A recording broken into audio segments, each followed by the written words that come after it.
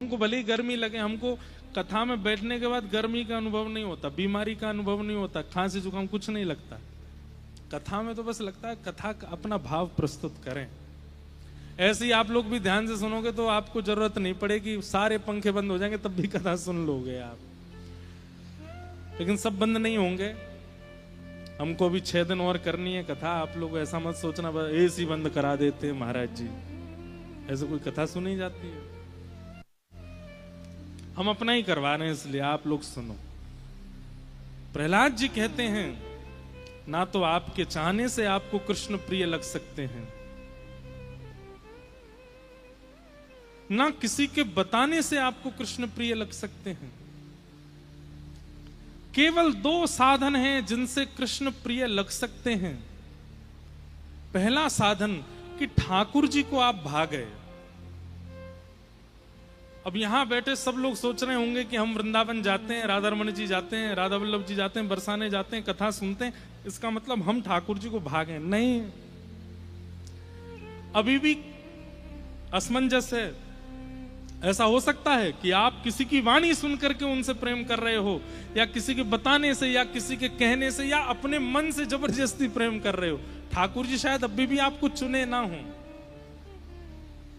ठाकुर जी का प्रेम चित्त में तो 2 ही कारण से प्रकट हो सकता है। पहला, ठाकुर जी को आप भा जाओ, और दूसरा कारण इतना सुंदर बताते हैं श्री प्रहलाद जी महाराज। क्या कहते हैं? प्रहलाद जी कहते हैं, पुनः पुनः बार बार आपके ना चाहते हुए भी किसी महत् पुरुष, किसी भगवत प्रेमी अनुरागी भक्त की चरण रज आपके माथे से बार बार लग गई हो, उसका स्पर्श आपसे हो गया हो, उसके चरण रज आपके किसी अंग का स्पर्श कर गई हो, तो आप ठाकुर जी को प्रिय लग सकते हो और आपके चित्त में प्रेम आ सकता है। हम सामान्य बात नहीं कह रहे हैं, बहुत बड़ी बात कह रहे हैं। प्रहलाद जी कह रहे हैं, इसलिए ध्यान से सुनो। प्रहलाद जी कहते हैं, मुझे किसी ने प्रवचन नहीं सुनाया, मुझे ठाकुर जी प्रिय कैसे लग गए? अब प्रसंग आता है कि प्रहलाद जी जब मां के गर्भ में थे तब नारद जी ने कथा सुनाई। गर्भ के बालक को याद रहता है? कुछ भी याद नहीं रहता। प्रहलाद जी कहते हैं, मैंने किसी का प्रवचन नहीं सुना कि मुझे ठाकुर जी प्रिय लग गए। दूसरा, मैंने तो बचपन से माहौल ही नहीं देखा कि मुझे कहीं हरि दिख गए हों, कहीं मंदिर दिख गया हो, कहीं ठाकुर जी दिख गए हों और मैं उनके भक्ति में आ गया। मैंने कभी देखा भी नहीं उनको, तो मैंने भी नहीं चाहा कि मैं उनसे प्रेम करूं। ना मेरे चाहने से मैं उनका हुआ हूं, ना किसी की वाणी से मैं उनका हुआ हूं। तो बोले, फिर आप उनके हो कैसे गए?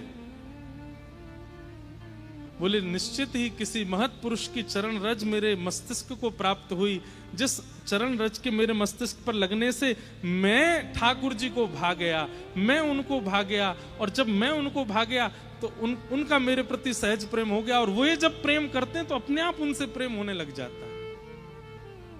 ये बात प्रहलाद जी कह रहे हैं। लेकिन ठाकुर जी को आप प्रिय लगोगे कब? जब किसी महत् पुरुष की चरण रज लगी हो, किसी संत के चरण रज, या किसी संत का संस्पर्श, किसी महाभागवत का संस्पर्श आपसे हो गया हो। संस्पर्श का मतलब क्या है?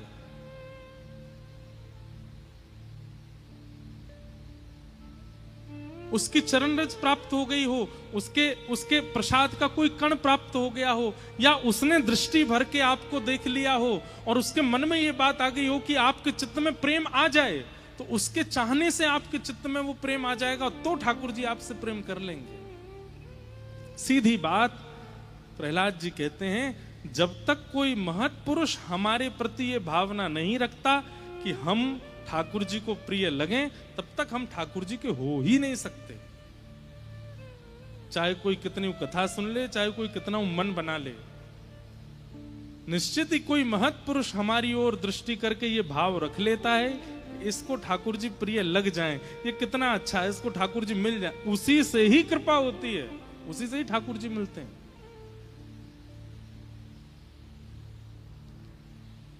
प्रसंग आता है कि सूरदास जी एक बार गिरिराज जी के दर्शन करने जा रहे थे। एक व्यक्ति रहता था गोवर्धन में, वो कभी दर्शन नहीं करता था ठाकुर जी के, केवल बोलता था। गिरिराज जी इतने सुंदर हैं, श्रीनाथ जी का श्रृंगार इतना अच्छा है, पोशाक इतनी अच्छी है, अच्छी अच्छी बातें बना बना करके प्रवचन करता था, हजारों लोग सुनते थे, लेकिन स्वयं कभी दर्शन नहीं करता था।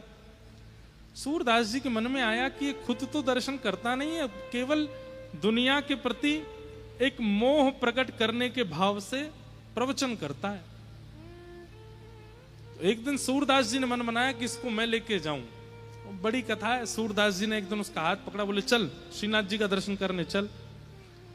तो कहते हैं कि वर्षों तक दर्शन नहीं किए उसने, और वर्षों बाद जब सूरदास जी उसको लेकर के मंदिर पहुंचे तो श्रीनाथ जी मंदिर में बोल पड़े, वाह वाह वाह वाह वाह, याकू देखवे के काजे में तो बहुत दिनांते तरस रहे हो, आपने अच्छो कियो सूरदास जी जो याकू लिया है।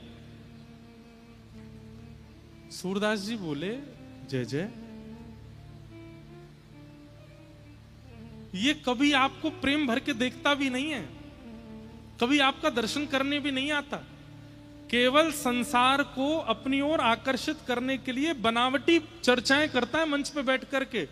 और आज इसको मैं खींच के जैसे तैसे मंदिर लेके आया तो आपने इसको इतना ऊपर चढ़ा दिया, आप बोल रहे हो कि मैं इसके दर्शन के लिए तरस रहा था। ऐसा कौन सा गुण देख लिया आपने इसमें? तब ठाकुर जी कहते हैं मैंने या में कोई गुण न देखो। तो फिर बोले तुमने मन बना लिया था कि इसको श्रीनाथ जी के दर्शन करवाने हैं, इसलिए तब से मैं भी प्रतीक्षा कर रहा था ये मेरे सामने आएगा कब। सूरदास जिसको मेरे सामने लाने के लिए बेचैन हो रहा है, मैं भी तो देखूं वो कौन है। इसकी योग्यता नहीं है, लेकिन तुम चाहते थे इसलिए मेरे को इसके दर्शन की अभिलाषा थी। समझ में आई बात? प्रहलाद जी इस बात का स्पष्टीकरण कर रहे हैं। अरे दैत्य बालकों, मैं तो ऐसे कुल में ही नहीं जन्मा हूं कि मुझे ठाकुर जी प्रिय लगे। मैंने तो कभी कथा सत्संग प्रवचन सुना ही नहीं कि मुझे ठाकुर जी प्रिय लगे। तो फिर वो प्रिय लग कैसे गए? क्योंकि नारद जी ने मन बना लिया है कि मुझे ठाकुर जी मिले, इसलिए मुझे वो प्रिय लगते हैं। कोई महत्पुरुष, कोई भगवत जन, कोई श्रेष्ठ जन जब मन बना लेते हैं आपके प्रति कि आपको ठाकुर जी मिले, वो तभी मिलते हैं। इसलिए भैया श्री गुरु चरण सरोज रज, संत जनों की चरण रज को माथे से लगाते रहो और उनसे केवल एक ही याचना किया करो, आपके मन में ये भावना उत्पन्न हो जाए कि हमें ठाकुर जी मिल जाएं। आप विचार कर लेंगे तो हमको ठाकुर जी मिल जाएंगे, इसलिए प्रार्थना है। अच्छा, एक और बात, ये निवेदन भी नहीं करना सब जगह जा जा करके आप रोने लग जाओ, महाराज जी आप मन में सोच लो कि हमको ठाकुर जी मिल, ऐसा नहीं। तो एक होता है जिद करके प्रॉपर्टी अपने नाम कराना, और एक होता है कि अपने व्यवहार से, अपने स्वभाव से, अपनी क्रिया से माता पिता का मन मोह लिया, तो माता पिता के मन में आया कि भाई पूरा हिस्सा इसी को देना चाहिए, और उन्होंने बिना कुछ कहे पूरे दस्तावेज पर नाम लिख दिया, बोले सारी प्रॉपर्टी तेरी।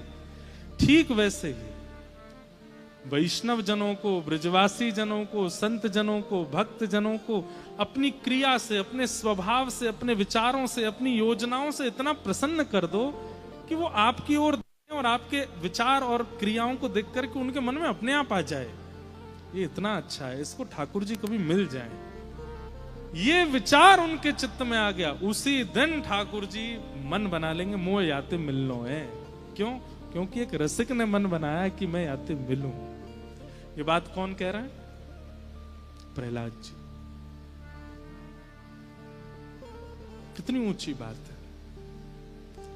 ठाकुर जी से भी प्रार्थना नहीं करनी है, किशोरी जी से भी प्रार्थना नहीं करनी है, किसी से प्रार्थना नहीं करनी, बस कथाएं सुन के, सत्संग सुन के अपना निर्माण ऐसा कर लो कि कभी कोई महान भक्त आप पर रीझ जाए।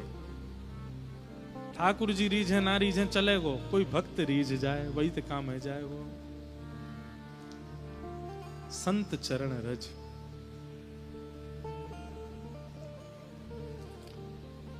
गोस्वामी तुलसीदास जी की कल जन्म जयंती थी। गोस्वामी तुलसीदास जी को राम जी मिले, ये बात तो सबको पता है। स्वयं श्री हनुमान जी महाराज उनकी रक्षा में रहते थे कि कोई इन पर आंच ना आ जाए। स्वयं देवादिदेव महादेव काशी विश्वनाथ इतना प्रेम करते थे गोस्वामी तुलसीदास जी से। लेकिन कभी गोस्वामी तुलसीदास जी के जीवन चरित्र को आपने देखा? उनका जीवन कैसा था, उनका भाव कैसा था? प्रसंग आता है, एक बार गोस्वामी तुलसीदास जी वृंदावन आए, तो वृंदावन में श्री भक्तमाल ग्रंथ के निर्माण का भंडारा चल रहा था। श्री नाभा गोस्वामी जी ने भक्तमाल ग्रंथ की रचना करने के बाद जरा भंडारा किया वृंदावन में। उसमें भारतवर्ष के सब संत आए, उसमें फिर गोस्वामी तुलसीदास जी भी आए। तो जैसे आप सब लोग इतनी संख्या में बैठे हैं, ऐसे ही गोस्वामी जी भी आए, तो इतनी संख्या में भीड़ बैठी थी, तो पीछे ही बैठ गए, सबसे पीछे बैठ गए गोस्वामी तुलसीदास जी महाराज। कहते हैं कि जब सामग्री परोसने का समय आया तो खीर परोस रहे थे सबको। तो आज भी वृंदावन में ऐसा नियम है कि जब कहीं जरा भंडारा होता है ना, तो संत जन अपने अपने टिफिन लेके जाते हैं, अपने अपने छोटे छोटे टिफिन ले जाते हैं, बाकी सब सामग्री तो वहीं पाके आते हैं, खीर उसमें भरवा के लाते हैं और फिर उसको प्रेम से सुबह पालेंगे, फिर रात में पालेंगे, थोड़ी थोड़ी ठंडी करके पाते हैं। तो खीर परोस रहे थे सब, अपने अपना बर्तन आगे करके उसमें खीर ले रहे थे। वहीं गोस्वामी तुलसीदास जी के पास जब खीर परोसने वाले पहुंचे, उन्होंने कही, कहाँ है तुम्हारा बर्तन, कहाँ है, बर्तन लाओ। तो गोस्वामी जी के पास तो बर्तन था नहीं। सोचने लगे क्या करें, अरे जल्दी करो भाई, अपना बर्तन आगे करो। तो कहते हैं कि गोस्वामी तुलसीदास जी ने देखा कि इतने रसिक संत जन वहां बैठे, उनकी सबकी पादुकाएं बाहर उतरी हुई हैं, उनमें किसी महापुरुष की पादुका जूते की आकृति में थी, उसमें थोड़ा अवकाश था। तो वही पादुका लेकर के आए और आगे करके बोले, इसमें दे दो खीर, या में कर दो। तो जो खीर परोस रहे थे वो गुस्सा हो गए, अरे पात्र नहीं लेके आए हो, और ये क्या, किसी महाराज की जो पादुका उठा करके कह रहे हो इसमें दे दो। तो कहने लगे, नहीं भैया हमको इसी में ही दे दो, हमको इसी में ही पान करना है। अरे ऐसे कैसे दे दें, इसमें ये अपवित्र है, ये ऐसा। अरे नहीं नहीं ऐसा मत बोलिए, इस जूती का कितना बड़ा सौभाग्य है। एक तो ये व्रजरज में रही है, 24 घंटा ब्रज की रज इसको लगती रहती है, वो ब्रजरज जिसमें श्री कृष्ण श्री किशोरी जी अपने अपने निरावृत चरणों से विचरण करते हैं, वो ब्रजरज इसको अंकित कर चुकी है। दूसरा, कोई महापुरुष इसको धारण करता होगा, उसके चित्त में प्रिया प्रियतम विराजमान होंगे, वो प्रिया प्रियतम को विराजमान करके चलता होगा, नीचे से ब्रजरज लगती होगी, ऊपर से उस महत्पुरुष की चरण रज लगती होगी। ये तो महापवित्र, इससे पवित्र पात्र तो हो ही नहीं सकता। अब तो मेरी भी हट है कि मैं इसी में ही खीर पीऊंगा। गोस्वामी तुलसीदास जी ये बात दूर खड़े श्री नाभा जी सुन रहे थे, जिन्होंने भक्तमाल की रचना की। और ये देखते ही उन्होंने चरणों में प्रणाम करके कहा, आप ऐसे ही गोस्वामी तुलसीदास नहीं है, आपको ऐसे ही राम जी मिल नहीं गए, ऐसे ही हनुमान जी 24 घंटे आपके साथ नहीं रहते हैं, ऐसे ही काशी विश्वनाथ आपकी रक्षा में तत्पर नहीं रहते हैं। आपका भाव संतों के चरण रज के प्रति, आपका भाव वैष्णवों के प्रति जो है ना गोस्वामी जी, इसी के कारण राम जी आपके हो गए, राम जी आपको प्राप्त हो गए। और उसी समय नाभा जी ने भक्तमाल में जितने भक्त हैं उन सबको तो पुष्प का दर्जा दिया, और श्री नाभा जी को सुमेरु, श्री गोस्वामी तुलसीदास जी को सुमेरु का दर्जा दिया। तो माला में खूब सारे पुष्प होते हैं, लेकिन जो मध्य में बीच में होती है माला, नीचे की तरफ जो मुख्य माला होती है, मुख्य पुष्प होता है, उसको सुमेरु बोलते हैं। सुमेरु का दर्जा किसको दिया? गोस्वामी तुलसीदास जी। इन जैसा भक्त नहीं हुआ। हमारी बात को बहुत ध्यान से सुन लीजिए। ठाकुर जी को रिझावे में मत लगे रहो, पूरा जीवन निकल जाएगा, आपको नहीं रिझेंगे वो। अगर रिझानो है तो कोई वैष्णव को रिझाओ, कोई रिझानो है तो ब्रजवासीन को रिझाओ, रिझानो है तो कोई भगवत भक्त को रिझाओ। वो यदि रीझ गए आपसे तो ठाकुर जी को रीझनो पड़ेगा, और कोई उपचार है नहीं ठाकुर जी के पास। और इस बात का प्रमाण स्वयं श्री प्रहलाद जी महाराज कह रहे हैं कि मत न कृष्णे परतस्वतो वा मिथो विपद्येत्रिगृहै व्रतानाम् आदान्तगोभे विशतां तमिस्त्रम् पुनः पुनश्चर्वितचर्वणा।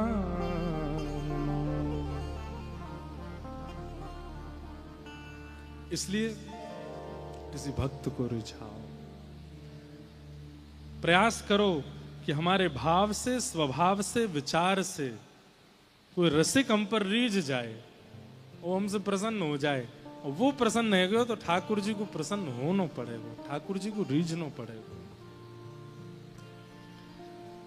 सच्चिदानंद रूपाय विश्वोत्पत्त्यादि हेतवे तापत्रय विनाशाय श्री कृष्णाय वयं नमः।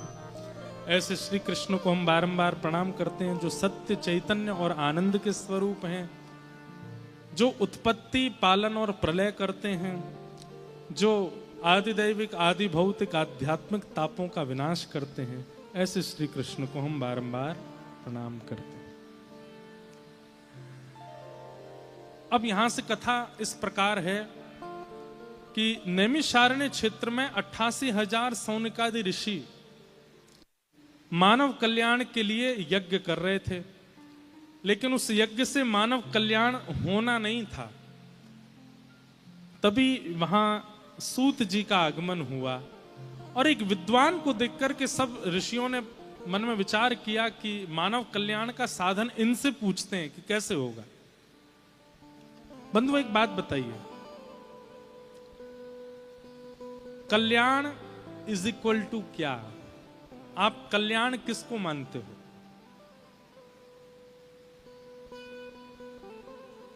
हम बताएंगे नहीं, अपने आप पूछिएगा और आज जाकर के चिंतन कीजिएगा कि कल्याण है क्या, हमारा कल्याण किस में है। अब 2-3 उत्तर मुझे पता है जो सबके चित्त में आने वाले हैं, वो मैं यहीं बता देता हूं। पहला, हमको ठाकुर जी मिल जाएं, ये हमारा कल्याण है। दूसरा आपके चित्त में आएगा, सब छोड़ छाड़ के ब्रज का वास मिल जाए, इसमें हमारा कल्याण है। तीसरा आपके चित्त में आएगा, हमारे घर में सब वैष्णव हो जाएं, सब किशोरी जी के उपासक हो जाएं, इसमें हमारा कल्याण है। नहीं, मूल कल्याण कहते किसको है? हमारा कल्याण, हमने पहले कई कथाओं में इसका उत्तर दिया है। मानव कल्याण है क्या, इस पर विचार करो। अब एक तो इतनी संख्या में हो आप कि हम आपको टेस्ट भी नहीं दे सकते कि कल लिख के लाना, और कितनों का पढ़ूंगा मैं, किस किस का पढ़ूंगा। लेकिन फिर भी आप लोग अपनी परिभाषा लिख के लाना कि मानव कल्याण किसे कहते हैं, मानव का कल्याण किस में है। अब इसमें कई उत्तर और भी आ रहे हैं मेरे मन में। कई लोग सोचेंगे दूसरों की सहायता करना, इसको कल्याण कहेंगे। गरीब लोगों की सहायता करना, इसको कल्याण कहेंगे। आपको पता है ये सब रावण भी करता था, ये सब कंस भी कर देता था, ये सब हिरण्यकश्यप भी कर लेता था। इसलिए कोई एक ऐसा ठोस उत्तर लिख करके लाइए कि मानव कल्याण कहते किसको है, हमारा कल्याण है किसमें। और यदि कोई उत्तर समझ में ना आ रहा हो तो 7 दिन कथा सुनना, इसमें उत्तर मिलेगा कि कल्याण कहते किसको, कल्याण है क्या। तो मानव कल्याण के लिए सौनकादि ऋषि तप कर रहे थे, लेकिन तभी सूत जी का आगमन हुआ और सूत जी से सौनकादि ऋषियों ने ये प्रश्न किए और प्रश्न करते हुए कहा कि भगवान,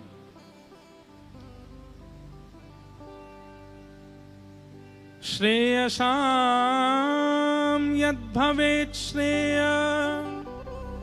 पावनानां च पावनम् कृष्ण प्राप्ति करम सस्व साधनम तद्वदाधुना। क्या प्रश्न किया?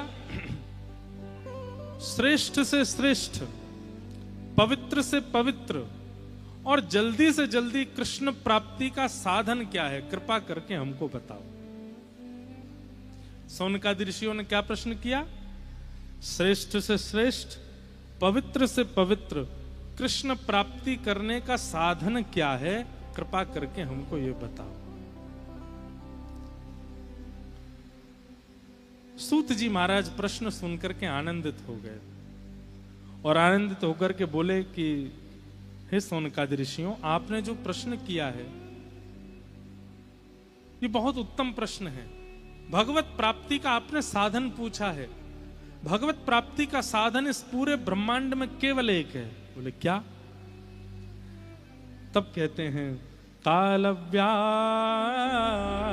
मुखग्रास त्रास निर्णास हे तवे श्रीमद् भागवतम शास्त्र कलौ के भाषितम्। भागवत शास्त्र, श्रीमद् भागवत में जो मार्ग बताया गया, जो नियम बताया गया, जो विधि बताई गई, वही भगवत प्राप्ति का साधन है। इस बात को गांठ बांध लीजिएगा। क्षमा प्रार्थी होकर के एक बात हम कहें, कई बार कई लोग कहते हैं हमसे किसी ने ऐसा कहा कि वहां ऐसा लिखा है, और आप महाराज जी कथा में भागवत जी का ये बात, तो हमें क्या मानना चाहिए? अब आप बिना मंच के अगर हमसे कुछ भी पूछेंगे तो हम उत्तर कुछ और दे सकते हैं, पर मंच पर बैठ करके आपको स्पष्ट रूप से कह दें, कहीं भी कुछ भी लिखा है, कहीं भी कोई भी बात कही है, किसी ने कुछ भी कहा है, सबको सुन लीजिए, लेकिन मानिए केवल और केवल और केवल श्रीमद् भागवत के। श्रीमद् भागवत में जो मार्ग है, श्रीमद् भागवत में जो विधि है, श्रीमद् भागवत में जो नियम है, उसी से भगवत प्राप्ति होगी, ये निश्चित है। यहां सूत जी महाराज बता रहे हैं। हमारे स्वामी श्री हरदास जी महाराज के परंपरा में ज्यादा विधि विधानों को, ज्यादा नियमों को प्रायोरिटी नहीं दी गई, लेकिन वहां पर भी स्वामी श्री हरदास जी आज्ञा देते हैं कि भागवत जी तो सुननी है, श्रीमद् भागवत जी का पठन पाठन और श्रवण करना है। सूरदास जी महाराज कहते हैं, पढ़िए सुनिए भगति भागवत और कहा कछु कीजय, मन रे कृष्ण नाम कह लीजय। पढ़िए सुनिए भगति भागवत और कहा कछु कीजय, मन रे कृष्ण नाम कह लीजय। सूरदास प्रभु शरण ताकिए, वृथा काहे जीजे, मन रे कृष्ण नाम कह लीजिए। सूरदास जी भी आज्ञा करते हैं, मतलब वल्लभ कुल में भी यही आज्ञा की गई है, हमारे रामानुज परंपरा में भी यही आज्ञा की गई है, हरिदास परंपरा में भी यही आज्ञा की गई है। सब परंपराओं में उनके विशिष्ट ग्रंथों के पठन पाठन का नियम होगा, लेकिन सब जगह आज्ञा की गई है कि भागवत जी के सिद्धांत को मानिए, क्योंकि भागवत सिद्धांत से ही आपको भगवत प्राप्ति होगी। वही बात यहां पर कह रहे हैं। सौनकादि ऋषि कहने लगे, बोले महाराज जी भागवत का थोड़ा सा हमको महात्म्य सुना दीजिए, भागवत की हमको थोड़ी विशेषता बता दीजिए। तो यहां भागवत जी का महात्म्य सुनाया गया। एक बार की बात है, नारद जी महाराज पूरी पृथ्वी पर भ्रमण करते हुए, सब जगह दुखी होते हुए जैसे बद्रीनाथ पहुंचे, बद्रीनाथ में सनक सनंदन सनातन सनत कुमारों ने नारद जी से कहा, हे नारद जी आप इतने दुखी क्यों हो, क्या बात है?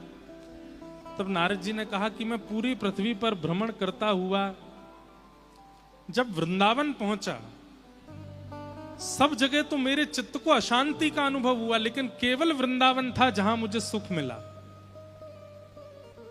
लेकिन उस वृंदावन में भी मैंने एक आश्चर्य देखा। क्या? कि एक परम युवती है, परम युवा कन्या है, लेकिन उसकी गोद में दो वृद्ध लेटे हुए हैं। और युवा की गोद में दो वृद्धों का लेटना ये शुभ संकेत नहीं है। तो मैंने पूछा, देवी तुम कौन हो, इतनी युवा हो और तुम्हारी गोद में ये दो वृद्ध कौन लेटे हैं? तब उसने अपना परिचय देते हुए कहा कि मैं भक्ति हूं और ये दोनों मेरे पुत्र हैं, ज्ञान और वैराग्य।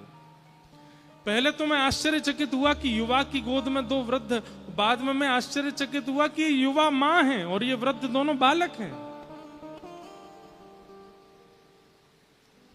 कैसे हो सकता है ऐसा? बंधुओं, भक्ति सबके चित्त में है। अभी कहना तो नहीं चाहिए, पर एक विमान यात्रा में मैं था, विदेश का ही था, तो मेरे बगल में एक माता जी बैठी थी। कहीं वो सुन रही हो तो अच्छी बात है। तो मैं जैसे ही विमान में आया, गिरधर लाल जी संग में थे, तो मेरे को उन्होंने प्रणाम किया, पैर छुए। मैंने कहा चलो अच्छा है, 10-12 घंटे कोई विदेशी नहीं है बगल में, नहीं तो कुछ भी खाते हैं। मैंने कहा पैर वैर छू रही हैं, प्रणाम कर रही हैं, तो सद्विचार वाली होंगी। मैं जब बैठ गया तो मुझसे बोली, आप बिल्कुल कंफर्टेबल ही रहिएगा, कोई इसमें कौन है? मैंने कहा इसमें हमारे ठाकुर जी। अच्छा अच्छा ठीक।